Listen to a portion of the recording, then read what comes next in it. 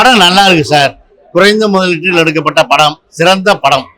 ஒரு இயக்குனரே ஒரு லேடி இயக்குனர், அழகா கதை சொல்லியிருக்கிறாங்க.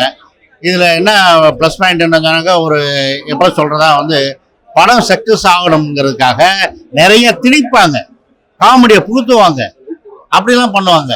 பெரிய நடிகர்களை போட்டு எடுப்பாங்க.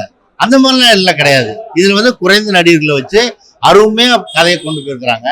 இது எல்லாரும் பார்க்கணும், ரசிக்கணும், குடும்பத்தோட பார்க்கணும்னு நான் கேட்டுக்கிறேன். இது என்ன மாதிரி சப்ஜெக்ட்னா, பழிவாங்கக்கூடிய கதை தான். பழிவாங்கக்கூட ஒரு பெண்ணு பாதிக்கப்படுறான். அவ ஒரு கதை எழுதி, ஒரு பாட்டு எழுதி, இந்த பாட்டுக்கு அங்கீகாரம் கிடைக்கணும்னு அவ ஆசைப்படுறான். ஆனா அதை மிஸ்யூஸ் பண்ணிடுறாங்க. இன்னைக்கு உள்ள டைரக்டர், மியூசிக் டைரக்டர்ல என்ன பண்ணிடுறாங்க, அதை மிஸ்யூஸ் பண்ணிடுறாங்க. மிஸ்யூஸ் பண்ணதுனால அவன் பழி வாங்கக்கூடிய கதை தான் இது. ஆனா இன்னைக்கு அதை கொஞ்சம் இன்னைக்கு இருக்கிற சினிமா வட்டாரத்தையும் சாடி இருக்கிறாங்க. இன்னைக்கு சினிமாவில் முன்னேறணும்னா மனுஷன் லேடிஸாக இருந்தால் அட்ஜஸ்ட் பண்ணணும், ஜென்ஸாக இருந்தால் இன்வெஸ்ட் பண்ணணும் அப்படிங்கிற ஒரு ஃபார்முலா வச்சிருக்கிறாங்க.